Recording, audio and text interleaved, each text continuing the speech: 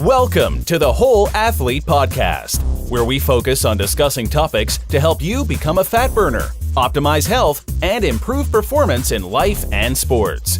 Transform the whole you from the inside out with the holistic method. Let's dive in. Here's your host, Debbie Potts. All right. Hey, everybody. It's Debbie Potts, and always trying to bring you new information how to transform the whole you with the holistic method. And today I am bringing on someone I love to read and follow his information, a Sachin Patel, and he's on the show today. Thank you so much for coming on. Well, it's an absolute pleasure. Debbie, thank you for having me, and I'm excited to share this time and space with you and expand some minds and hopefully save some lives.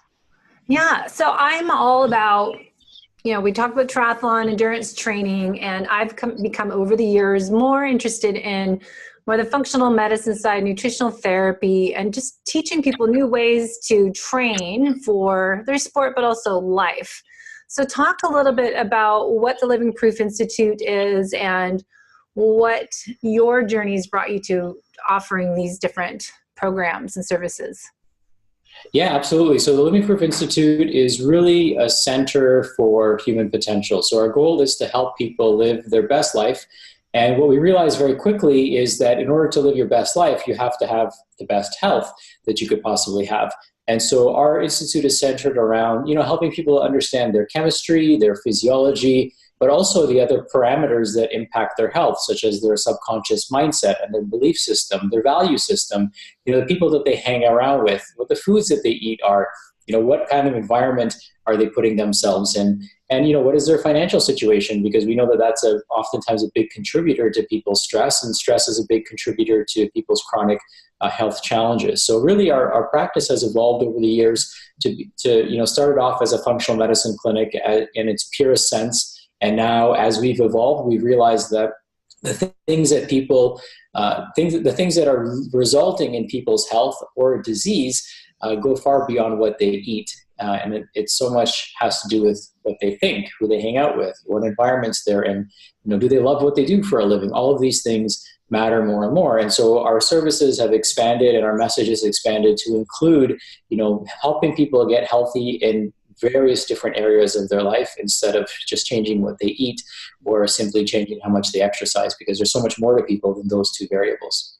Well, that's why I love what you guys do, because that's what I've discovered on my own journey as an athlete and as a coach and a personal trainer for 25 plus years now, that I wasn't getting anywhere really making people healthy, get stronger, get faster, whatever their goals were with just their exercise. And for triathletes or endurance athletes, people doing marathons, that there's so much more to look at. So that's why I created the Whole Athlete Podcast to help educate people that, their gut biome, for example, is going to impact their performance because if they have GI distress, and there's just so much going on, and sugars and what sleep does to you. So talk about kind of what are your top 5 areas to work on with people that you find really to improve their performance, either life and sports, because we all want to live long and happy life. Yeah, absolutely. So the most successful people in business, but also in athletics, have a big why. So you've got to have a really compelling why that's driving you and not just pushing you, but really pulling you to accomplish that goal, because we put our bodies through a lot physically, emotionally, chemically and environmentally. So there's got to be a big why there. And then in terms of helping people heal, the best thing that people can do is actually rest. And that's the opposite of what they're doing, right? So one of the things about life is that, a well-balanced life isn't just a straight line. It's peaks and valleys. So the harder you train, the deeper you have to sleep. And a lot of people are looking for fancy things that have pleomorphic effects on their body. And the best thing that I can possibly think of is sleep. So it's free. You just have to lay there and close your eyes. Yeah. The more you practice, the better you get at it, right? And it feels really, really good. I mean, there's nothing that feels better than a good night's rest. It helps us be more mentally alert. It helps our hormones function the way they're supposed to. We release more growth hormone. The better we sleep, we recover from our exercise much more effectively. We have better mental clarity and thinking capabilities. Our gut microbiome works better. Like everything works better when we rest. And rest is one of those things that puts us into a parasympathetic state. And it's in that parasympathetic state that healing and deep regenerative processes actually take place. So one of the first things we have all of our patients do, because life is a sport, we're all athletes to a certain degree. One of the first things we have people do is, sleep more. And it sounds counterintuitive because in our Western, culture, sleep is what lazy people do, right? And the less you sleep, the more celebrated you are, right? People are proud of pulling all-nighters. Like nobody's like, raging into the office, like, claiming that I slept 10 hours last night. People are always like claiming their all-nighters or their, how late they stayed up. Those are the type of things that people are proud of. But we've got to really celebrate sleep because it's one of those things that has such a profound effect in every single area of our life, but especially in athletics. That is so true. I wrote a whole book all about that. Life is not a race. It is a journey. And it is the fact that we feel lazy if we're not always doing something. And to feel successful, we just tend in society to feel like the more I do, the better person I am. And we just get to be these overachievers and type AAA personalities that we just don't know when to stop until we get broken. That's what I'm trying to share in my book and my podcast is that, we just need to stop, pause, reset, reboot the system. So I love that. So what do you find is kind of when people come to you for help or with your practitioners that you train is kind of the big symptoms of people kind of have to get to rock bottom before they reach out for help from a practitioner in this area. So is it gut biome or headache or depression? What do you find kind of any trends? Yeah, that's a great question. I think that, people just get fed up. And that's the point, that's the breaking point for them to do something about it. It's kind of unfortunate, but that's the breaking point for a lot of people to get help. Businesses usually ask for help too late. Patients ask for help. I don't want to say too late because you can always turn them around, but they're just people. I don't know what people are waiting for, to be totally honest, right? I think we have the wrong perspective when it comes to our health. I think a lot of people have been conditioned to think that, hey, no matter what you do, no matter what disease you create, because we create our diseases, no matter what disease you create, there's going to be some sort of drug or pill or surgery or procedure that's going to be able to fix you. And a lot of people were promised that, right? So if you think about our parents' generation, they were promised cures. They were promised there'd be a cure for cancer, there'd be a cure for heart disease, there'd be a cure for diabetes. And they're quickly realizing that there is no cure. And because of the paradigm in which our medical system is stuck in, there never will be a cure. How do you cure a multifaceted chronic illness with a single intervention? It's impossible to do that. So I think there's a big shift that's taking place and people are starting to realize that, hey, I can get really sick. And even if there was a cure, I'd have to live a life that created illness in the first place. So, cancer is a great example. So people, I hope there's a cure for cancer. I don't think that our current system will find a cure for cancer the way we want it to, like in a way that has minimal side effects, that's minimally invasive, that leaves the patient better than they were before the cancer, right? Like we don't even have a shot at that because of the paradigm we're stuck in. But one of the things I remind people of is that, hey, even if there was a cure for cancer, in order for you to benefit, you have to have cancer first, right? Yeah. So, and that just shatters their paradigm because they're like, oh my God, I'm hanging my hat on them finding a cure for cancer, of which there's 144, of which we have 0 cures. And in order for me to benefit from the treatment or the intervention, if there ever is one, I have to have that cancer to begin with. And in order to have that cancer, you had to have created that cancer, either through your environment or through, circumstances. We're finding now more and more that a lot of cancers are related to emotion. So emotion plays a huge role in people's chronic illnesses. A lot of unresolved trauma results in cancer. And I know that in some circles that's controversial, but find somebody who has cancer that doesn't have unresolved trauma. And you're going to find that the majority of them do.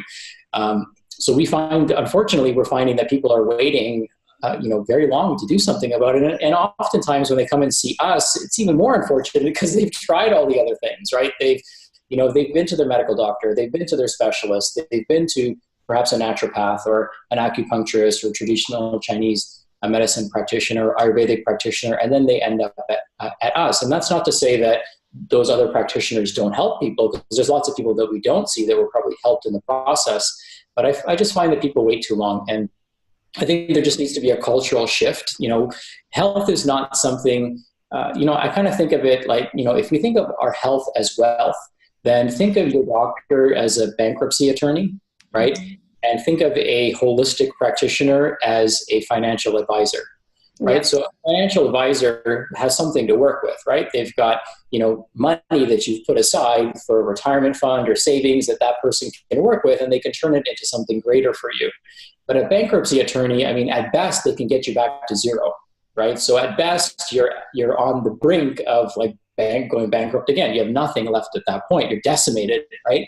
And that's kind of how our healthcare system is. So people just have to switch their paradigms. They have to really change what they're looking for and realize that their health is the foundation of their life, but it's also the ceiling of their life as well. So it determines the foundation that they have, but it also determines how high they're going to go and what they're going to be able to accomplish. Because most people's goals, their big, hairy, audacious goals, require health being part of it, right? Like nobody's goal is to be sick in a hospital bed. So if that's not your goal, then you've got to do something to make sure that doesn't happen, at least for the last 10 years of your life, right? It'd be nice to go quietly with your family around you, but that's not how most people go away these days, right? Most people have this 10-year death process that takes place because nobody taught them how to take care of themselves. Yeah, that is so true. And I just said that this morning, your health is your wealth, because I have a lot of clients that are suddenly turning 70 that I've trained for a long time as a personal trainer and health coach.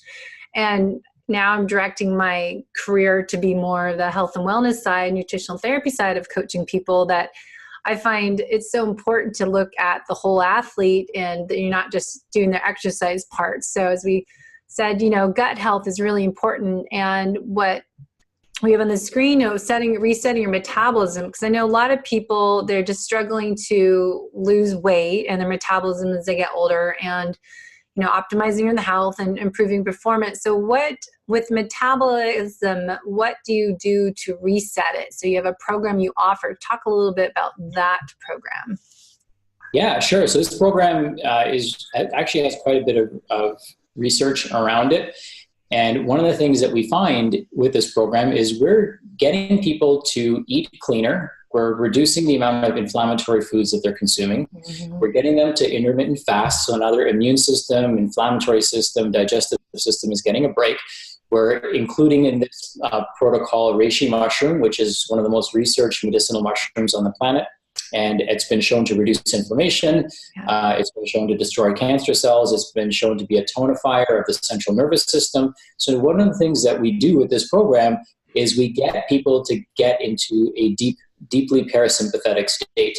And when we can get people into a parasympathetic state, they start using fat as an energy source instead of carbohydrates and glucose as an energy source. When we get them fasting, now they start burning some of that visceral fat that was, they were hanging on to. We also get them sleeping better. So now they're getting more growth hormone to be released, and, their thyroid and their adrenals are healing appropriately. And we also have a special, spray that we give them that helps kind of reestablish healthy function of the HPA axis. And the HPA axis controls your appetite. It controls your thermal, your basal metabolic rate. So the thermometer, if you will, in your body. It also helps with regulating thyroid function and adrenal function, which then regulates metabolism and inflammation and so many other variables in your health. So really what we do is, the secret to this entire program is getting people as parasympathetic as possible, because it's in that parasympathetic state that healing and regeneration takes place. Most people's goals are, everyone that comes to you and me, their goals all live on the parasympathetic side of the fence, but their entire life is sympathetic dominant. And that's why even if you're eating healthy, you're not getting, you might not be healing, because the same nutrition that you use, let's say I give somebody magnesium. And if somebody's under immense amounts of stress, they're going to use that magnesium to help them deal with, carbohydrates, or help them deal with dilating blood vessels. But if I give that same person magnesium and they're in a parasympathetic state, well, guess what? It's going to help them sleep better, right? It's going to relax their muscles. Yeah. So what we give people is important, but the state that they're in determines what they're going to do with those nutrients, what they're going to do with those fats, carbs, and proteins and micronutrients is going to be determined by the central nervous system. You're talking my talk. That's what my story, everyone hears on the podcast all the time, but 2013 is HPA axis, adrenal exhaustion.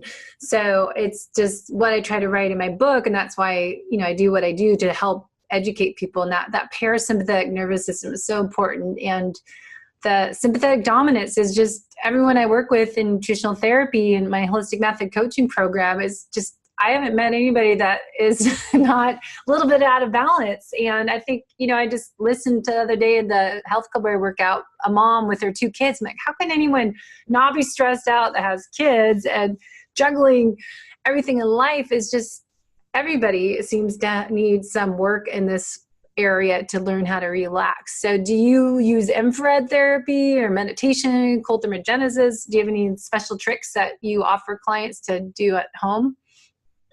Well, we're huge fans of, far, near, and mid-infrared. So, there are portable saunas that people can get that can be very helpful. I have a infrared sauna in my basement. Not everyone has those tools available to them. Yeah. But we do encourage people to try to access them at the gym if they can, especially if it's an infrared sauna. Another thing that we recommend to people is cold showers, because cold showers are excellent at getting some of that deeper fat mobilized. And it's also great for, kind of the nervous system as well. Great for dopamine production, so it keeps people amped up and excited without overly stimulating them. And we also get people to get outdoors. I think that's one of the biggest, secrets of our success. The thing that we focus on heavily is getting people to get outside, because there's so much that happens when you're in nature. I mean, it automatically puts you into a parasympathetic state, unless you're running away from a raccoon that's chasing you.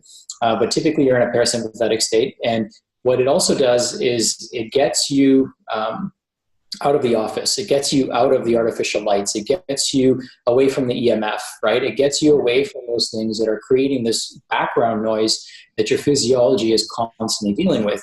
Helps promote lymphatic flow. So now we're getting rid of the sludge that's accumulating as we're sitting there at our desk all day. So there's so many different things that can be done, but the cheapest biohack is just getting outside. Now, one of the things that people will say is, hey, like it's winter outside, like I'm not getting vitamin D on my skin, right? Or I'm not getting sun exposure on my skin. Well, that's okay. Your eyes need sunlight as well. Your eyes need that light to regulate your circadian rhythm. And your circadian rhythm is important for hormone production and secretion. It's also important for making sure that you're getting a deep sleep at night and regulating growth hormone production. So, sleep and circadian rhythm are probably 2 of the most important things that people can do. Neither one of them cost anything either. Yeah. So people will complain about the cost of supplements and protocols and this and that.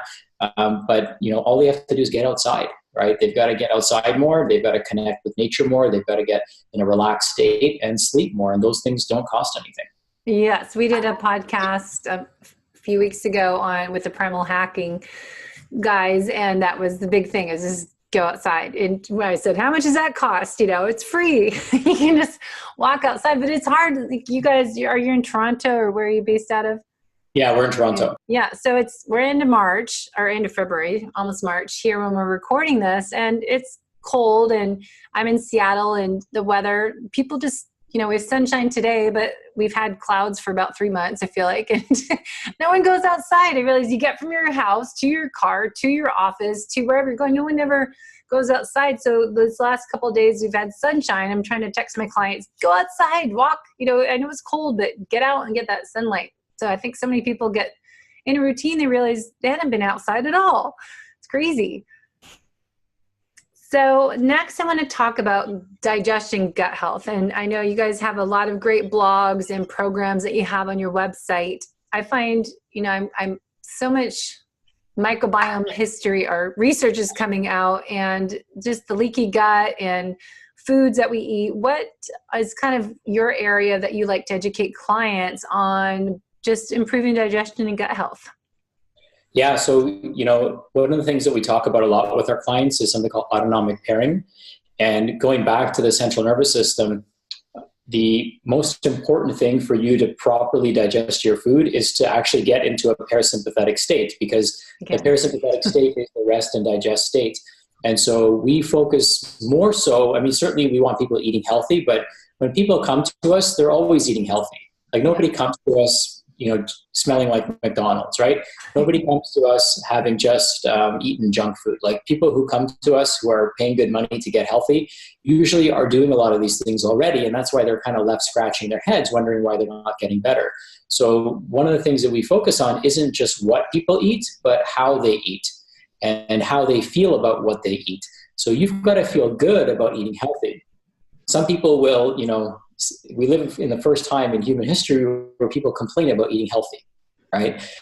And that's very unusual when you think about it, right? So you've got poor people that will eat anything, right? Just came back from India and people eat garbage there. They're sifting through the garbage, eating food. And then you've got people here in North America complaining about eating healthy, right? Yeah. So how they feel about their food matters. If somebody doesn't feel good about eating healthy food, then they're setting the wrong intention into that meal and they will suffer. They're suffering mentally and emotionally, and mental and emotional suffering results in physical suffering as well. Okay. So you got to feel good about what you're doing. You got to feel good about why you're doing it. And so one of the things that we start with is, how do you feel about what you eat? And then how do you eat? So are you sitting when you're eating, right? So from Chinese medicine, you've got to be sitting because that activates your spleen. And that's important that's important to digest your meal. When you're sitting, you're more in a parasympathetic state, right? When you're sitting, you're not sending blood to your arms and legs and to your feet. You're sending it to your digestive tract. Another thing is that people have to chew their food. So chewing your food is very important.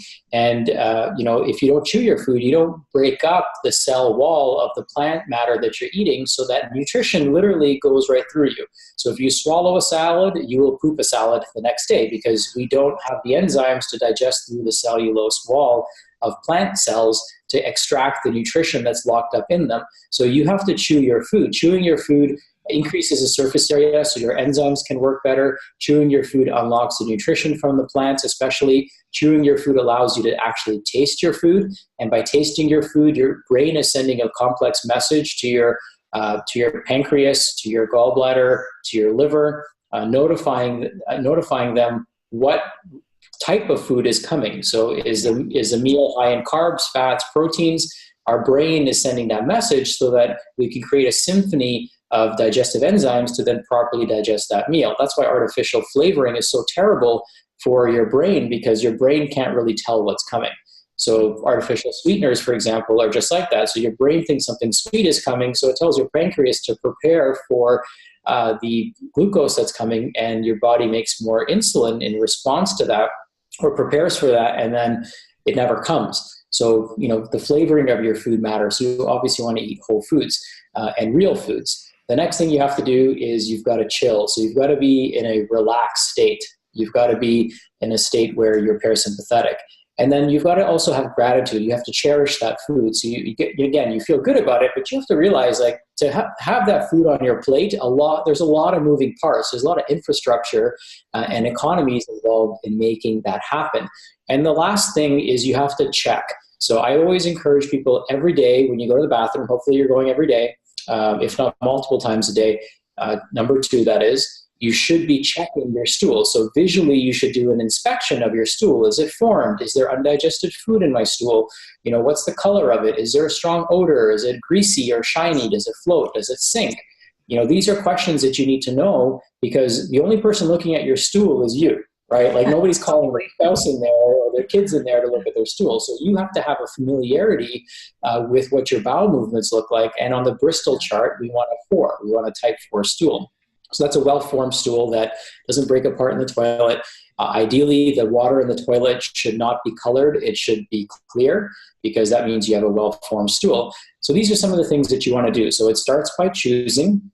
It then goes into chilling, and then chewing, and then cherishing, and then checking.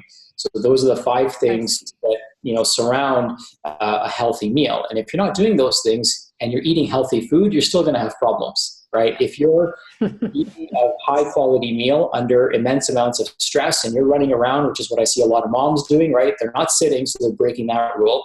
They're trying to feed everyone, so they're sympathetic dominant, so they're breaking that rule. They're occasionally throwing food in their mouth. They're not chewing it, so they're breaking that rule, right? And they're so busy that they're probably not looking in the toilet to see what's going on there. And sometimes they don't have a moment of gratitude. So they're violating all of these rules that are required, whether you're eating healthy or unhealthy. And it doesn't cost you anything. None of what I said, nothing that I've recommended today actually costs anything. Sleep, chill out, chew your food, relax, get parasympathetic dominant, and you're going to start to see some profound changes in your health. I'm laughing because this is what I swear I tell my clients every day. It's it is free. And it's just our society, as I said earlier, is so busy, and we're just addicted to busyness, as we talked about. And we don't slow down to eat. And it's amazing.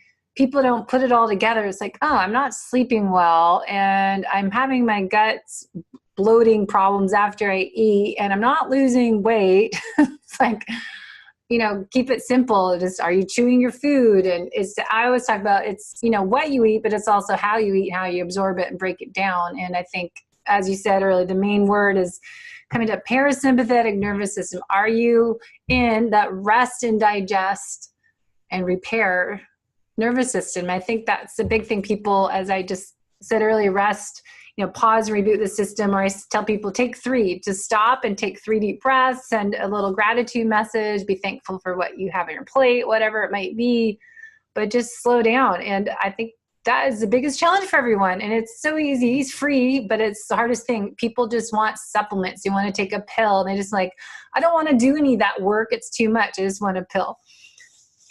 So yeah, it's really funny because I know we share a lot of values, but it's fascinating what people want. People don't know what they want because they think they know what they want, right? They think that a pill is going to fix their problems, but there's a lot of things that the pill can't fix for you. So for example, I really like talking about vitamin D. So, if somebody's low in vitamin D, then the typical route a practitioner would take is to give them more vitamin D until we fix the number on a piece of paper. But what I have to remind people of is, if you're deficient in vitamin D, what is it that you're really deficient in? How do we create vitamin D? Well, we create vitamin D by going outside and exposing our skin to the sun. So what you're really deficient in isn't in vitamin D. What you're really deficient in is going outside, getting fresh air, connecting with nature, maybe taking a hike and getting parasympathetic. You're promoting lymphatic drainage as you're outside. You're bathing in electrons, so you're grounding yourself when you're in nature. So you're missing out on so many other elements by not actually fixing the cause of the problem and making the numbers look better on a piece of paper.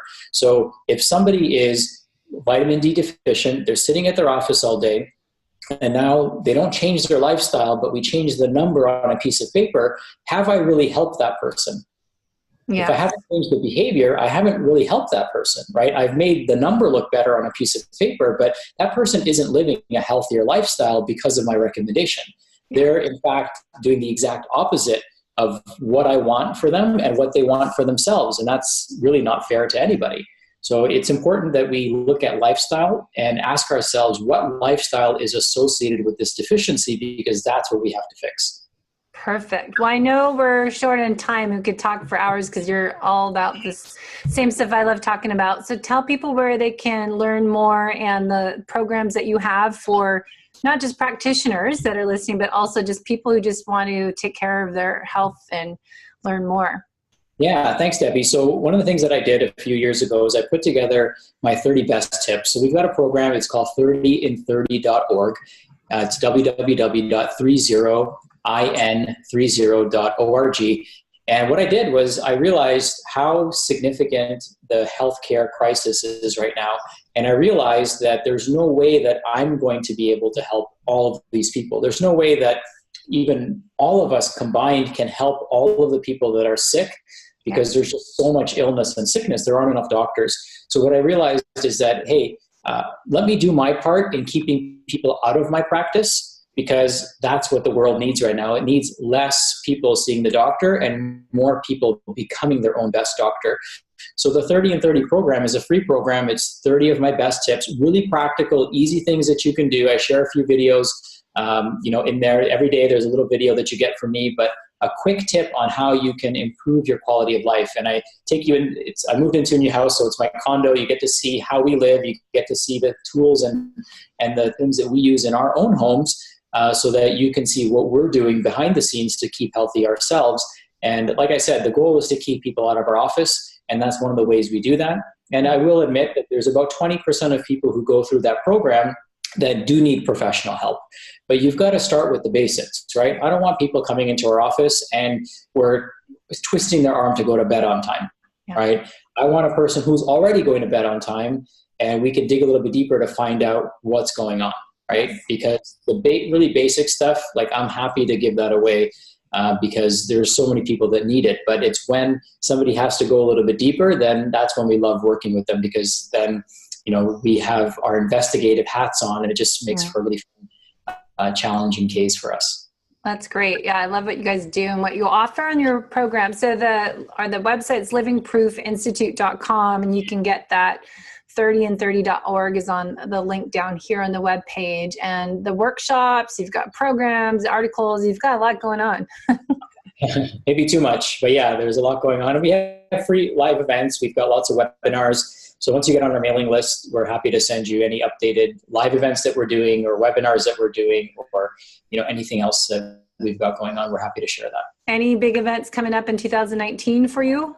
Well, we have weekly events every week in our community center, and you can find that under livingproofevents.com. Those are in Toronto, but we also have a practitioner event coming up in April, and that's I also coach practitioners, so we've got an event coming up in April 11th to 14th, specifically for healthcare practitioners who are looking to build, grow, and scale their practices.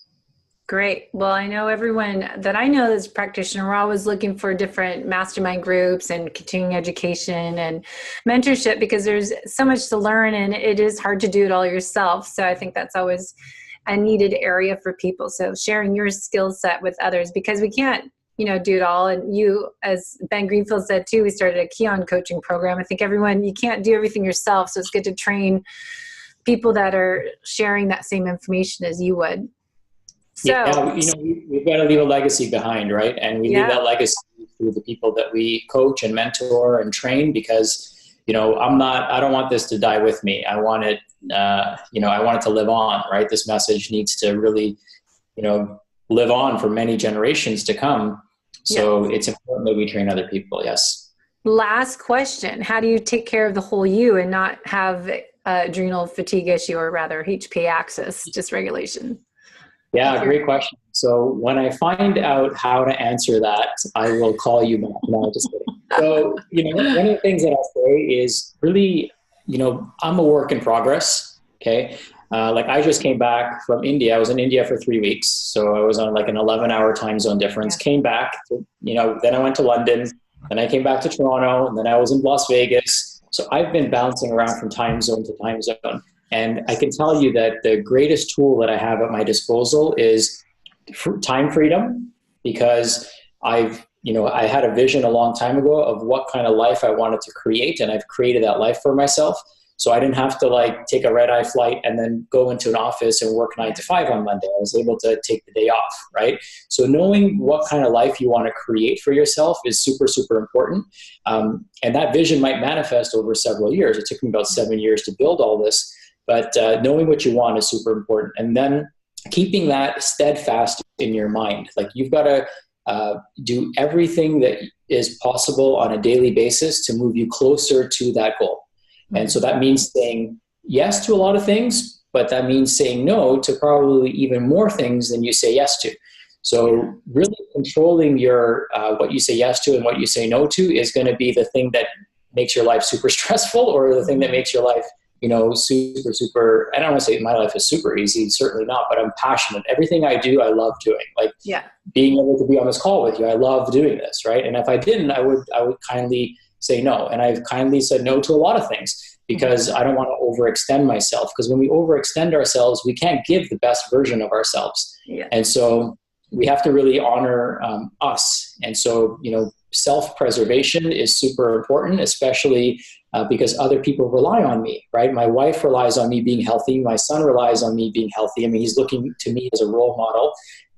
My team relies on me being healthy. My patients, my coaching clients, like I need to be as healthy as I can so I can deliver to them the best version of myself. And, we really have to be role models as well, right? So you're a role model for the people that follow you. And so I like to think that I'm a role model for the people that follow me, and really just living in that truth. And, when you know what you want out of life, then it's easy to say yes and no because, there's no emotion attached to it, right? It's, just like, think of it this way. If I know I need to get to a certain destination and I know that I've got to take a left turn at the next intersection, I don't get emotional about it, right? I don't get excited about it either. Maybe a little bit because I'm getting closer to my destination, but I don't get super bummed out about, oh my God, I really wanted to turn right, but I've got to go left, right? Yeah. So when we know what we want, decision-making becomes very clear. And that clarity of decision-making allows us to make faster decisions, and being able to make faster decisions allows us to move swiftly towards our goals. And then things start coming into fruition. And as things come into fruition, that takes a lot of stress off of our plate. So most people don't know how to goal set. They don't know how to use their mind as a tool to create their reality. And that maybe is a whole different conversation we can have. But I really find knowing what you want is probably the most important thing in regulating your HPA axis and then saying yes and no to the right things for you. Love that. You're just like right up my alley where my passion is too. And I just find that so important to share with people. Be the best version of yourself. And, I always say you got to put the oxygen mask on first before you can take care of other people, and take time out and just take care of yourself. I think everyone just gives and is running themselves ragged and causing the root cause of a lot of these health issues could just be being more parasympathetic more times of the day, not stuck over the other side. So finding that the Goldilocks effect, how much can you tolerate without having that tipping point of too much stressors internally and externally? So. Absolutely. And everyone's resilience level is different. Yes. So, somebody's bucket might be 5 liters, somebody's bucket might be 1 liter. And, we don't want to find out, after it's overflowing. Like, you've got to really have a good sense of awareness of what individually each person is capable of. And that's going to be different for each person. Well, that's another topic too. I was reading and talking about Dr. Ben Lynch and dirty genes and the genetic side of it. It's like, okay, why did I get my fatigue and, adrenal exhaustion, so to speak, in 2013, have problems since, and someone else can do the same schedule, be fine. So it's just so interesting to put the lifestyle habits, the personality, the genetics, your gut health, everything in together and really look at the whole athlete from all these different modalities. So I love sharing your information and putting it all together because I think it's kind of the new science in our future of how to coach people. Absolutely. Good. Well, thank you so much. I look forward to learning more from you, and hopefully you're on my list to do your practitioner mentorship in the future. And I always love learning more. It's a never-ending cycle. Well, thank you, Debbie. It's been a great pleasure, and I look forward to connecting with you soon. All right. Thanks so much. Thanks for listening to the Whole Athlete Podcast. If you have any questions, feedback, or topic suggestions, let us know on Facebook or at wholeathletepodcast.com. You can help us continue and grow by leaving a review on iTunes. Thanks again, and see you next time.